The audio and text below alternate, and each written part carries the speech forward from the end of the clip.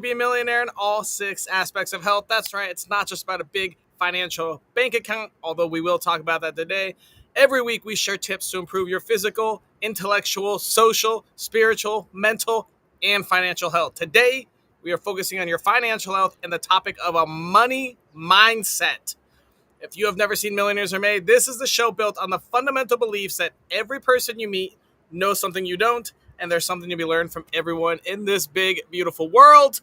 We here at Millionaires Are Made are on a mission to teach the world how to grow into the healthiest, happiest millionaires in all aspects of life. So we went out and got 3 awesome guests to give us 3 awesome tips on how to improve our financial health with our money mindset. In the spirit of authenticity, to try to remove as much bias as possible, we don't talk about our tips or advice before the show starts. So when our guests share their advice with you, it's going to be our first time hearing it as well. Woohoo! Audience, this is an interactive show.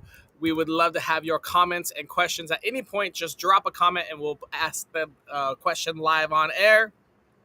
And our favorite part of the show, one of them, is talking about shout out to our followers on Facebook. Donna Franklin, thank you so much.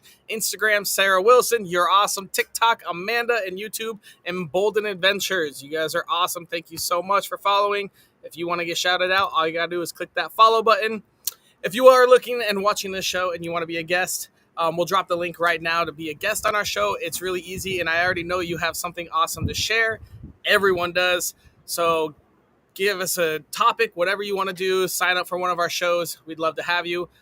If you do have a topic idea, we are always looking for new ideas. If you're maybe struggling, maybe financially, maybe spiritually, and something is just holding you back, let us know. We'll go find 3 awesome guests to give you 3 awesome tips to help you get through that little speed bump in life.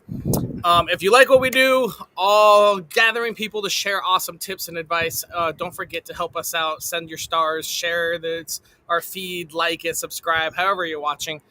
And if you want a little more in depth, I do offer free growth consultations one-on-one. That link's being dropped right now. Would love to spend some time and talk to you and help you grow and possibly help me grow as well.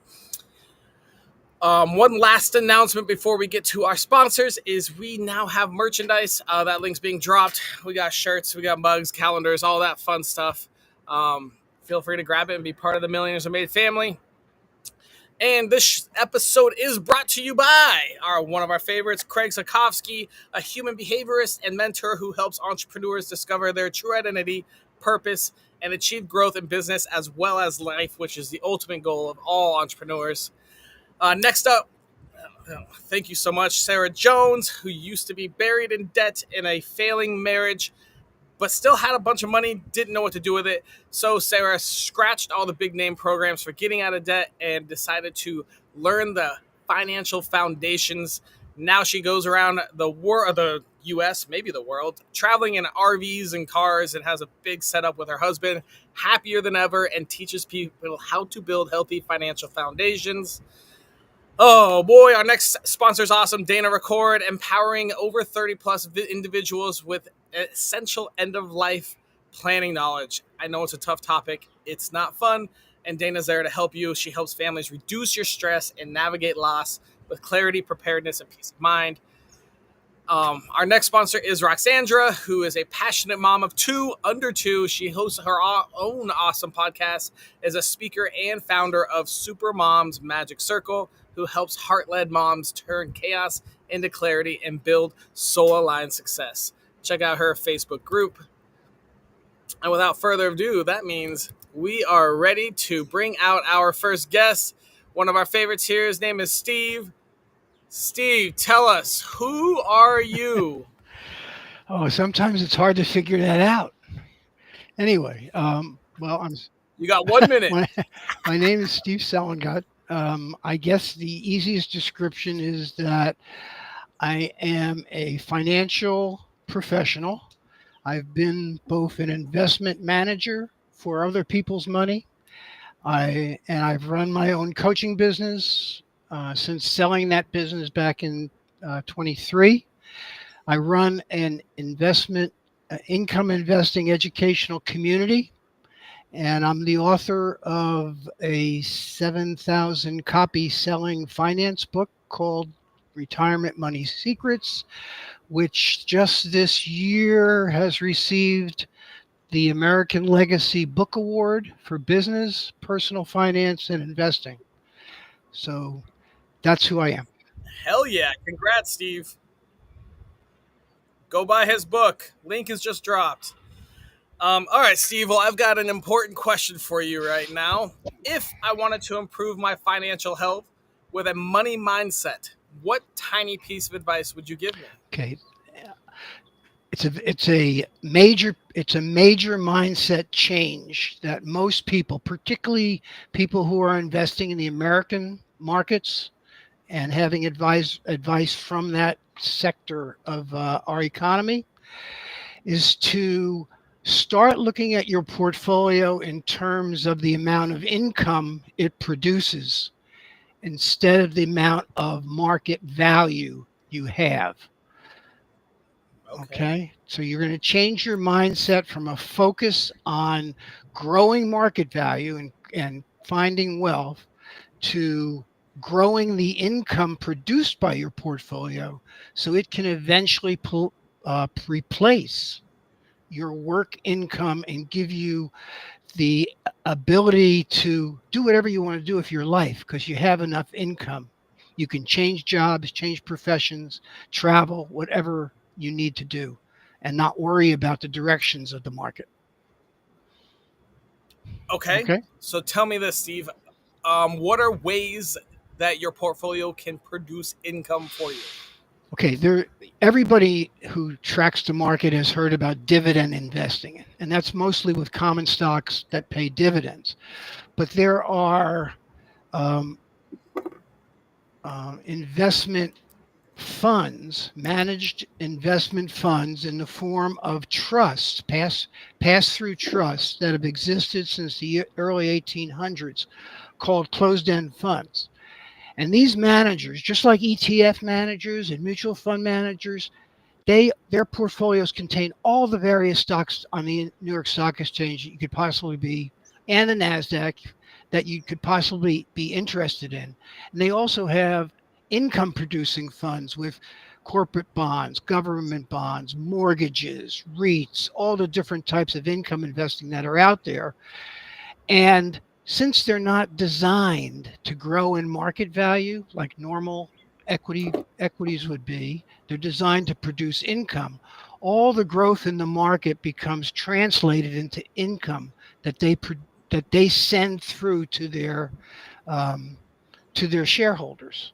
Unlike corporate America that sends most of the money through to their executives until they've been around for 10 or 15 years, then they start giving a pittance to their shareholders. Um, on the cover of my book, there's a phrase that says market value builds ego, income, market value fuels the ego, income fuels the yacht. And that's the All right. concept. It takes money to do what you want to do, and that money has to be in the form of income. You can't spend total return. You can't spend market value. But you can spend income. Fascinating. Love it, Steve. All right. Tell us where on your life journey you learned this piece of advice.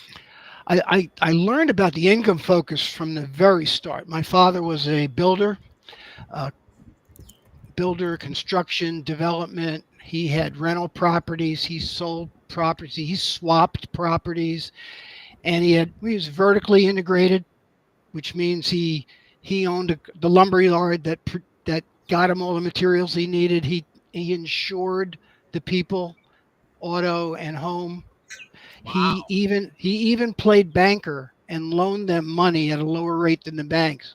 So he had multiple streams of income from the lumberyard, from interest on the mortgages, and from rents, and then the big numbers when he sold a property. So that's what translated to me when I received and built my initial portfolio, was that I want streams of income coming in. And I have the streams of income. Never bought a security that didn't pay me something. So I had streams of income, and then I developed the second stream of income, which was the profit taking, targeted profit taking. You can track any security and see that it goes up and down. And while Wall Street says, "Oh my God, the volatility is so bad, it's difficult," I love volatility. That's what I want to see. I want to see the prices going up and down, so I can buy those that are low, and I can sell mine when I get to a target profit. So I develop multiple streams of income by doing that, and that's the difference in that mindset again of why you invest. You know, it's really like the departments. You can like a retail store. You don't want to see the value of your inventory grow. You want to get rid of that income. You want to of inventory. You want to turn over that inventory. The more burgers you sell, the more money you make. So it's a different mindset. You're looking at income from like rental income from properties and things like that, and then you're looking to trade those securities for reasonable profits and do it over and over again with the same. And I in my universes, I have about 250, 260 closed end funds that I trade, all the time that way. Fascinating, Steve. Awesome. Thank you so much. We're going to move on to our next guest, and we'll bring you out in the round robin here in just a sec. Wow, I can't wait for this round robin. Lynn is our next guest. Lynn, tell us, who are you? So I am an oracle. I'm a thought leader. I'm the creator of the Evolution 10X method that combines energetic intelligence with quantum science and strategy to help people overcome their money fears and elevate their consciousness, because when you do that, anything you desire becomes possible. So I have been helping, I'm a coach and master certified hypnotist. I've been helping people all over the world for decades create the life of their dreams. That's amazing. All right. All right, Lynn, I got a question for you that's pretty important to me. If I wanted to improve my financial health with my money mindset, what tiny piece of advice would you give me? Okay, first I want to tell you that it's not tiny. It's not what? It's not tiny. It's not a tiny piece of advice. It's a paradigm shift. It's an internal paradigm shift. One sentence. Your life does not reflect, or your life does not test you. It is a reflection of you. I want to say that again. Okay. Your life doesn't test you. It is a reflection of you. And what I mean by that is it is a reflection of your subconscious beliefs about who you are, about your capabilities, and about how you perceive the world to operate for you. When you can change those subconscious core level identities, you can create new outcomes. Man, those are some wise words, Lynn. Thank you. I'm a I very guess wise woman. I got a follow-up question. Where in your life journey did you learn that advice? Okay, so I'm a former corporate American executive that found that she had been climbing the wrong mountain for many years, one that was handed down to me from well-meaning caretakers, professors and all that. Go that route, right? Because that's the way you get rich. But at the top of that mountain, I found that I was very unfulfilled, and I knew that there had to be more. So I did the hard job. I started the job that everyone wants to avoid, and that's going within. And so it was not one particular place. I read everything I could get my hands on. I probably spent about 100K in coaches. And for about the last decade, I have been an apprentice to a very powerful shaman. And through all that experiences and doing my own research and development into the quantum and the 5D and the 3D and all that kind of good stuff, I found out what works and doesn't work. And that is a big part of it. But it's not just one event. It was a combination and culmination of all of it. And it took me a long time. But that's it, everything. I stripped away what doesn't work and I kept what does work. And that's the Evolution 10X method. Fascinating. I love it, Lynn. All right, we're going to have to delve into that a little bit more. We'll bring our next guest out, and then we'll bring you back, and we'll talk a lot more. Man, this is going to be a long episode. I can already feel it with you and Steven here. Let's see who our next guest is. We got Kevin. Kevin, tell us, who are you? For sure. I am the husband of my powerhouse wife, Crystal, father of 5 kids, Nice. deeply passionate about foster care and adoption, both of which have profoundly shaped my family's journey. I have a master's degree in leadership development and a certification with the John Maxwell team, which is where I utilize to do business coaching and leadership development. I'm a trusted coach, speaker, and trainer, and I specialize in helping individuals discover clarity and purpose in both business and ministry. I was a pastor for 20 years, so therein lies my propensity towards ministry. My wife and I have founded our own nonprofit organization. It's called Sparrow Village Initiatives. It's a 501c3 that supports orphans in Uganda, and we're seeking to raise funds to build an orphanage for 114 orphans. And through coaching and podcasting and events, I seek to inspire others to embrace their God-given potential and take bold steps towards lasting significance. Nice. Well done, Kevin. After the show, we need to connect because I do have a microfinance company in Uganda. So that sweet. we might be able to do something there with microfinance and an orphanage. that. Could be an interesting little symbiotic partnership. But I have a very important question for you first, Yes, Kevin. sir.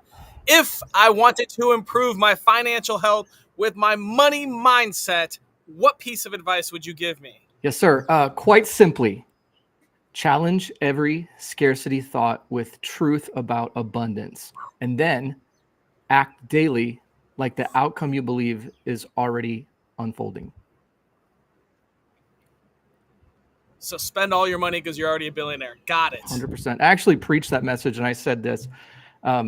I said, you need to base your decisions based on God's bank account, not yours. Ooh, okay. I like that quote. Okay, so let's delve into that just a tiny bit before we bring everyone else out. Won't you just go broke in the first week? Sure, if you're stupid, and if you're foolish. Like, here's the thing. I one of my favorite statements is that there's a difference between faith and stupidity. So let's act based on the insight that we have inside of us and respond to that. And this is not about foolishness. This is about wisdom. I was reading, I told you I'm a pastor, and so most everything I do is based on a scriptural premise. And so let me just incite this, right? I think it's Deuteronomy 8:18 says that God gives you the power to get wealth. Sweet. So that definitely means that there is an opportunity that's directly for us, and that we just need to believe in that and walk into it. And so here would be my other angle. So, we have Steve here who's talking about investment stuff, and I've got my own investment things. I've got tools. I've got all those things. But I came up with this the other day. I was thinking about this idea, and how do you generate money movement, whether it's like through an investment something or through a product that we sell. My thought was this: if you don't have a product to sell, then you are the product being sold. Yeah. And so we've got to just wrap our minds around that. And okay, if that's the way it is, that's okay. But I mean, how do you want to move, and how do you want to progress and proceed throughout life with your money mentality? And so if there's a different money mentality that you need to have, how do you learn it, and where do you grow into it? So that would be my question. Fascinating. Well, let's hold that question. Let's bring everyone else out, and we'll ask that question to everyone. Sound like a plan? Let's do it. All right. Let's bring out Steve and Lynn, and let's just start with that question. Kevin, you want to repeat that for them? Yeah, sure. If you need to change your money mindset, what do we need to do about it? What do we need to grow into? And so I guess it would be simply as this: if you're not receiving what you expect, what do you need to do different?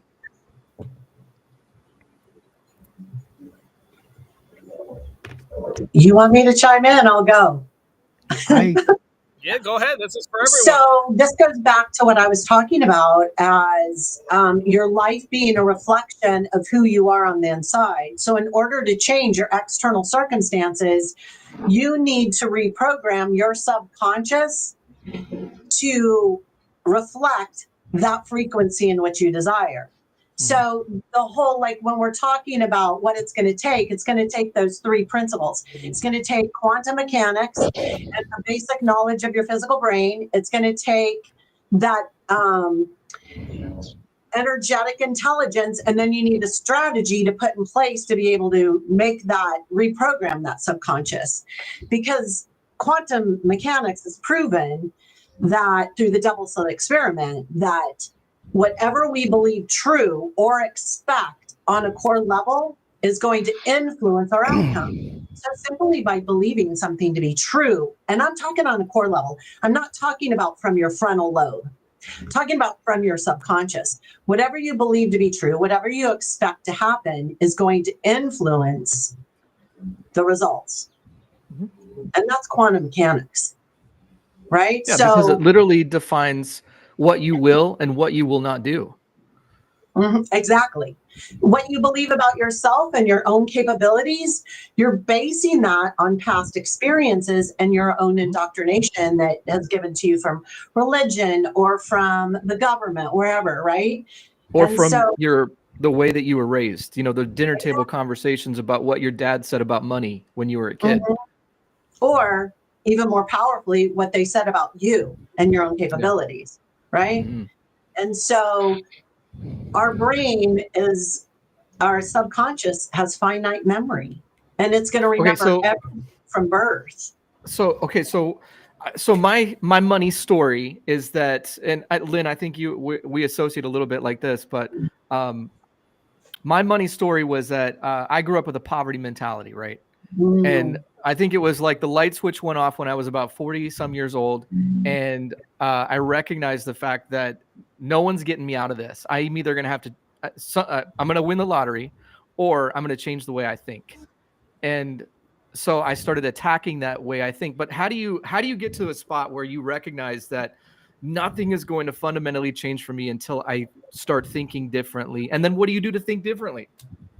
Radical responsibility, right? I hate that term, by the way, but a lot of coaches use it. For one, like for me personally, it was understanding that the common denominator was me. And I was a runner. I still am a marathoner, but I would run.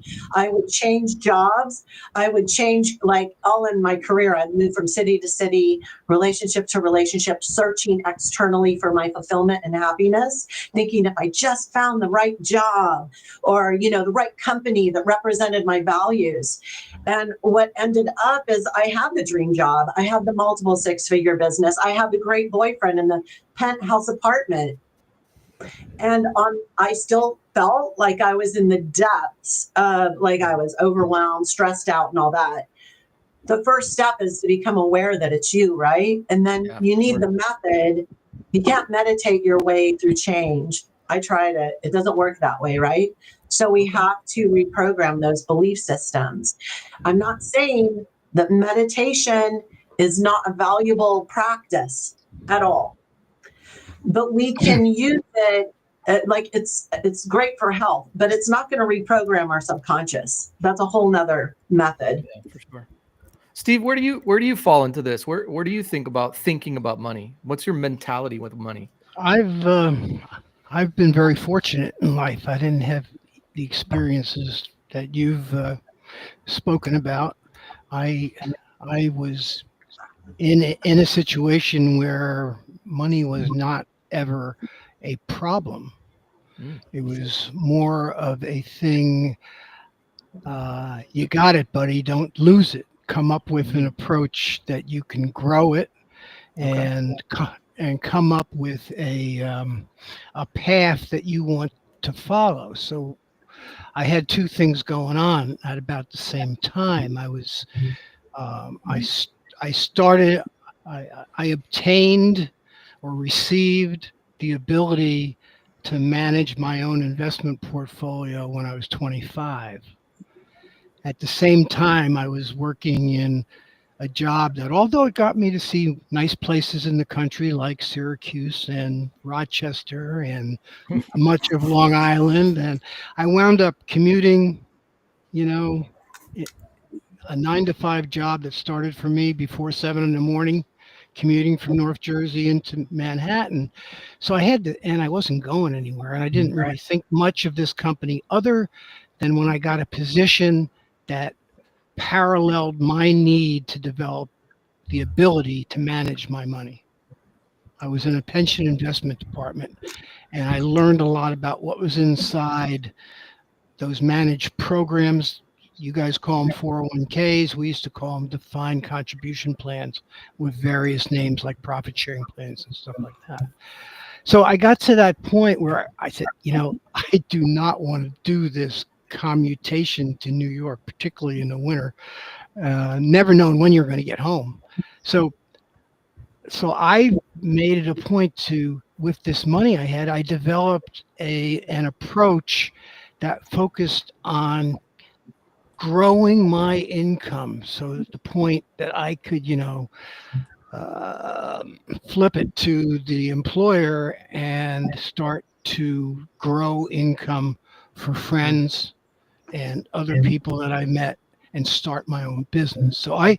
I had, I had the old spoon type of growing up era where I wasn't ever in trouble, but then I developed what I did have into a methodology that produced literally 5 times my work income Wow. with investing, with distribution, dividend income, and profit taking on securities that were the highest quality you could find Wow. without ever doing IPOs or options or any of the speculations that have evolved throughout from, pre Bitcoin, Mm. never touched anything like that. Always safe, secure.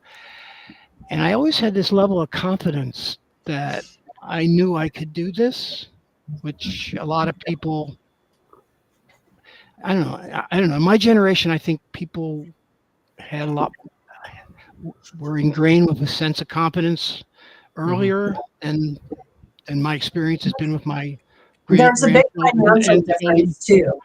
Big what Like, difference? there's a big financial difference too. In the Yeah. United States right now, minimum wage would have to be $60 an hour to have the same buying power that a baby boomer has. And I think it's Wow. really important for us to talk about the generations that are going through this now and what their reality is compared to baby boomers. I'm a Gen Xer, right? So, like, I was the first in the United States to have to go to school and pay for it, like with student loans and stuff. So there's a much different, like, buying power today is different. Jobs, getting a job out of university, paying off student loans is different.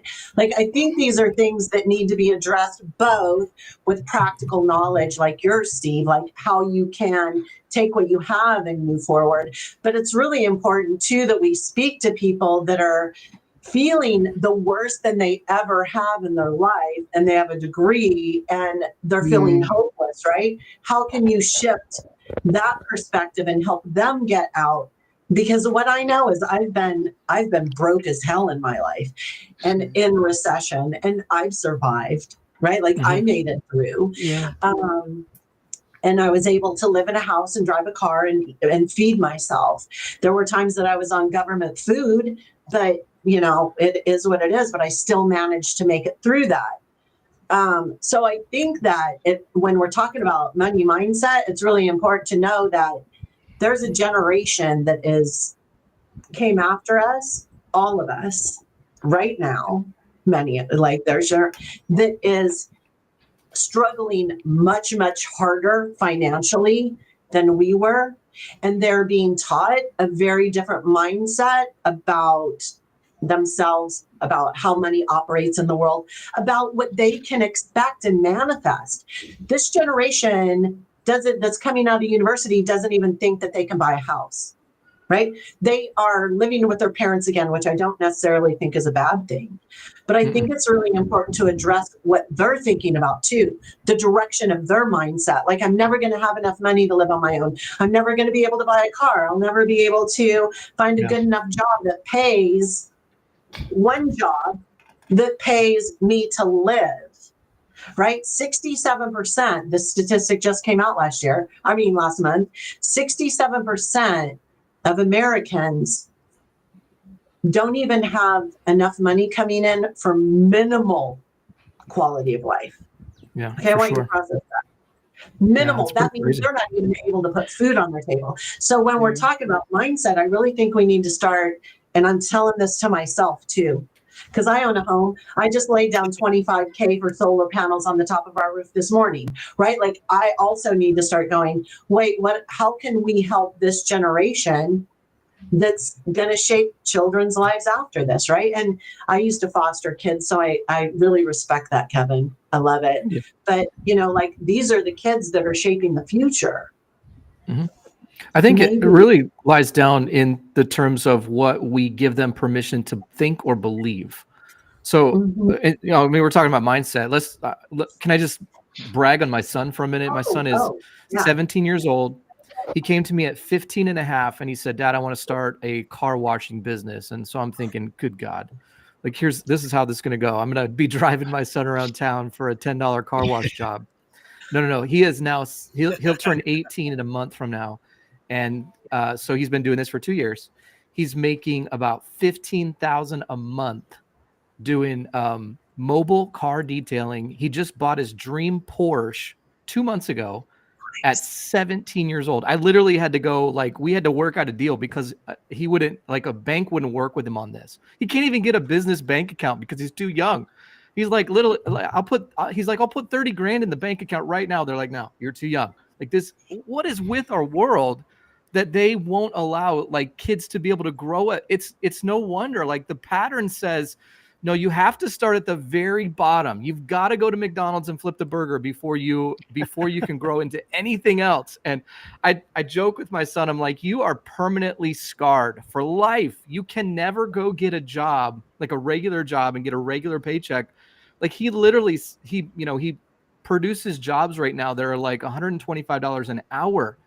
And he's never going to work for minimum wage. He knows his potential. And the problem is that, our education system doesn't teach kids that they have that ability. He didn't know how to do this. He just went and did it.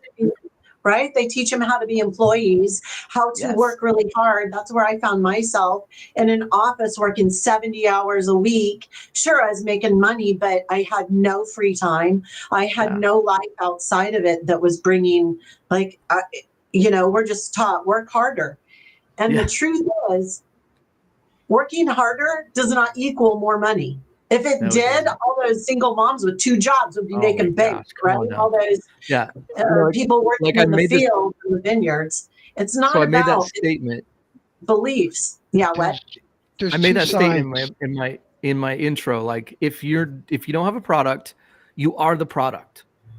And so at some point they've got to come to that reality and then create something, get inventive. There are so much opportunity in our culture and our community today. Like, my husband's a chef and he has created his own position. He's like a really high-end chef, and he's created his own position within the company. Sell yourself to the highest bidder. If you're going to be an employee, sell yourself to the highest bidder. Come on now. And sometimes a job is just a job. Yeah. I think that so much pressure has been put on to finding that dream job or that dream career, and it doesn't always exist.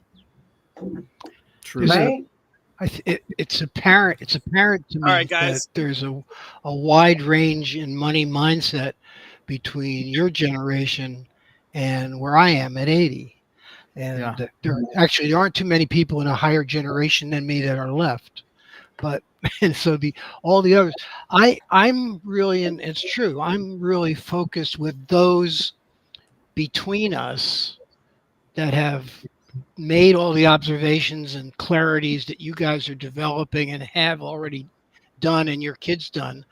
and I'm helping them use their new awareness, the money that they're now generating, to put it to a smarter use, I love long run, that's counter to what the investment community wants them to do. They want them to put something here, buy it, hold it, and just it. Hmm. hope hope the market always goes up. Where I'm making them use their money almost as a separate business itself to generate income, just like another business would, just like a production company, a retail outlet, a apartment complex would do with rents and so forth. That's what I'm trying to do. Generate that second stream of income. So up here, you don't have to worry about that income being there to take care of your solar panels, to put my roof on that I just did this year. Yeah. That's not, it's not going to be a problem, dear. We've got it. We've got it covered. That's the thing. I want to get people to that point. We've got it covered, not losing any sleep about anything. I love it. All right, guys, we have a question from the audience. We got to answer it super fast, and then we got to do our daily challenge. So Ron says, the first time in my life I was ever happy, I was financially. Oh, wow. Okay. All right. This is going to be a fun one. Let's see. Financially was when I shed all my debt and sold all my belongings in America and moved to Thailand with 5 shirts, a blazer, and a 12-pound handbag. Debt is an American thing. Living the cash life is so much better and free. And then Jesus answered, if you want to be perfect, go sell your positions and give to the poor, and you will have treasure in heaven. Then come follow me. Again, I tell you, it is easier for a camel to go through the eye of a needle than for someone who is rich to enter the kingdom of heaven. All right, quickly, let's respond to that. If you have any thoughts, I'm guessing Kevin isn't ready to go. Shoot, 100%. I'll play with this. You know what? If it's in your proximity, if it's in your ability to do so, to sell everything, go move to Thailand, cool, great, do it. I think you have that ability to do. But I think there's another side of this. In that particular passage, Jesus was specifically talking to a person that was saying, I have to have this and I want what you have. There, it doesn't have to be both and. Like the issue becomes, like, if we can integrate another passage of scripture from this, Philippians, Paul said, I've learned in whatever state I am to be content. Does that mean that you should just live at the level that you are right now and never aspire to anything else? Because it doesn't answer the question of potential. If your potential is so much higher, then don't you obligate yourself to your God to say, okay, my potential is more, I'm going to go find it? I really believe that there's a tension that you have to thread when it comes to that. My feeling would be, whether there's a God involved or not, if you've gotten to the point where you have, let's say, the money part of your existence under control, why would you sell it and go just take care of yourself? I prefer to do what I'm doing, where I'm trying as hard as I can to teach other people how to master their finances, how to develop streams of income so that they can take care of themselves and their families, and not be sitting there every night wondering, well, is the market going to go up 600 points again today, or is it going to go back down 600 points? Right. Shouldn't matter. Because one guy changes his mind about what the tariff structures are going to be. Yeah, come on. You don't want to have to worry about stuff like that. It's not healthy. My goal, my business, my book, my whole existence right now is to get that mindset to as many people as possible and get it to a tipping point where you may actually get a big financial entity someday to say, hey, people, we have an income product for you here. In addition to all this other speculative madness that you can have a stable income program between 8 and 10%, boring 8 to 10%, but it's there for you if you need it. Right now, it doesn't exist except if people take it on their own to do it. That's what I'm up against. I like. Okay. All right, guys, we're gonna close it up right there. Nice words there to end it, Steve. We need to come up with our daily challenge. It needs to be a task or series of tasks. It takes 5 minutes or less every day, costs $0, and is available to anyone in the world that helps us improve our financial health with our money mindset. What ideas do you guys have? What are the things that you do? Like Lynn, what do you do on a daily basis? What do you do on a daily basis to establish this or to anchor your mind? So, as a master certified hypnotist, I help people learn how to reprogram their subconscious. But that's a whole nother ball game. Like you can't, like that's not something that you can do unless you. So I would say the very first step is to become aware. Like I get this question all the time. Well, how do I know what my subconscious beliefs is and are, right? And it's like, okay, take a look at your life. Take a look at your life. What do you have that you don't want, or what don't you have that you want, right? And then step back from that. You can like journal that out. Like, what do I want? And then you're like, what are the behaviors that I'm doing to keep me? What are the decisions I'm making on the daily to keep me from creating more dynamic change in my life? You know, I'm going to be straight up transparent. I'm not a journaler, but all my clients love journaling. They love like diving into that practice. There's 3 levels of thinking. The first are 3 levels of thought. So the first foundational one is thinking. And most people are running on autopilot. They're just letting their habits dictate their outcomes. Those habits that are created from your subconscious. That's all our life is, right? And so the second one is awareness. So getting people to that state of awareness first. What are you doing that's creating the outcomes that you don't want? Are you, things that cost us money that people don't think about? Are you emotionally eating, drinking, shopping, therapy? Like, what are those things that you are running on autopilot, allowing your subconscious to do that's sucking your money away from you and not returning it to you? Kevin? That's good. I like that. Like for me, it would. All right, how do we boil that down to a daily challenge? It takes less than 5 minutes. For me, it would come down to like a series of questions or statements. What am I doing today to increase my level? What do I need to do? What are my limiting beliefs, or what are the lies that I'm believing? This is a conversation that you're having with yourself in your head to be able to analyze this and navigate it forward. And then what are you learning? What do you need to be learning from? So a venue like this, you've just learned something. We come at this with the idea of like, you don't know what you don't know, but you're guilty of what you don't know. So how do you learn something new so that you aren't held back by what you don't know? And it's learning. I love that. So how would you recommend learning? Like just Google new financial tips? Well, Sure. tips. Or a venue like this. Learn from people like Steve. Steve's got a lot of experience in this. Read his book. Can I put a little cosmicness into this? Or spiritual, whatever?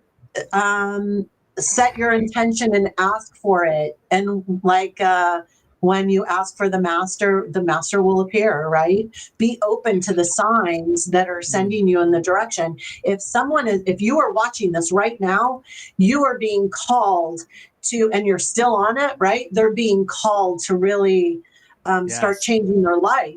So how do you want to change it? Take action. Follow any of us on here. Register for our free stuff. Do those actions that it's going to take to get that ball rolling in the right direction. I'll speak more to the, let's say, the older group of people out there, maybe let's say 60s and above, okay? Because at this stage, most of you have probably found yourselves and you're in either Well, and you've got a nest egg. You've got something coming out. You're gonna have to take that 401k and do something for it. So I'm going to give you an idea, and what you've been listening to with every major financial institution over the last several years is that they consider themselves fiduciaries, that they're working in their client's best interests. The only problem I have with that statement is that who is defining what the client's best interest is? Unfortunately, it seems to be the financial institutions themselves. So what I'm saying to that community, my age group, 60s and above, let's say, go to your financial advisor with your portfolio in hand and say, it looks to me here that I'm only making about 3% on my investments in actual income in my pocket. And you're telling me from that side of your mouth that I'm going to need at least 4% to live on afterwards. And that doesn't include your fees. So I'm kind of going backwards. I just heard on a podcast that I could develop a portfolio without a whole lot of risk that's generating 8, 9, 10% in income. I want you to do that for me. Can you do that for me? And keep asking financial advisors until you come on one that says, yeah, I can do that for you. Find that person, because you deserve it. You are the one that sets the fiduciary standards. What I want from my investments, it's your decision, not Wall Street's decision. Tell them you want more income. All right, and if you need a referral, I'm sure Steve has plenty for you there. All right, guys. So I think I've got our daily challenge. Maybe. Let's see. We've got first off, we're gonna get in our head and tell ourselves how much money we can make today. So if you have a 9 to 5, then okay, cool. Maybe you can make extra tips. Maybe you can get a bonus. Maybe you can start a side hustle.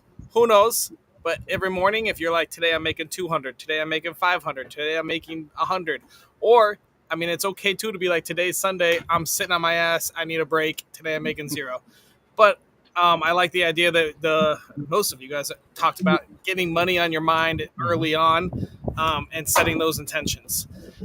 Next, I put follow a money guru on socials. So whether it's you three would be an easy start to follow you guys on socials, but anyone else that is sharing money advice and money tips, because like Kevin said, you don't know what you don't know. So now if you are inundating your social media feed with financial experts, whether it's stocks or real estate or however you want to do it in your life, obviously an easy 3 would be the 3 right here to go follow them and let them inundate your feed.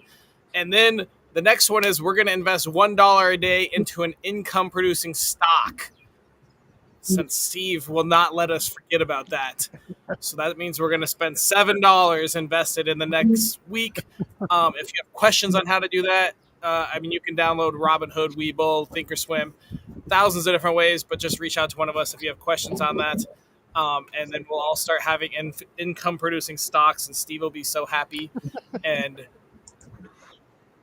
and hopefully you will be too. Sound like a good daily challenge for y'all? 100%. Okay. Awesome. All right, guys. Well, thank you so much. I'm going to put y'all backstage and wrap this up. Man, this was a long show. I knew it would be. Thank you, Kevin. Thank you, Lynn. And thank you so much, Steve. And thank all of you so much for watching. Wow, tons of information. If you don't have a money mindset after that, just rewatch it. Lots of stuff going down. We got an awesome daily challenge. So we're going to work on our money mindset by, I guess, putting into the world how much money we're going to make that day. If you normally make $100 a day and you say 1,000, I mean, if you do that 7 days in a row, you might see a little bit of change, but it'll start pushing your mind to bigger, better things, and it'll force you, and it's going to be wild. You'll see 7 days of personal affirmations with your money. You'll start seeing new things coming up, new ways to do things, and we'll also be investing into our income-producing stocks. So at least $1 a day. If you have more, do $10 or $100, however much you want. But let's do a minimum $1 investing in new stock every day. So that also forces you to learn and research what stock you're going to put in. And then we're also going to go follow some new money gurus on socials so that your money knowledge starts growing and growing. Real quick before we leave, we got two more of our sponsors that helped us produce the show. First, we have Veronica Herrera, a life coach and host of Thrive, Don't Survive. She empowers others with emotional regulation tools to transform challenges into thriving success. And our final sponsor for this episode is Kim Groshek, a two-time international best-selling author and speaker, helping CEOs maximize focus, energy, and health with 30-plus years of industry leadership experience. And thank you all for watching.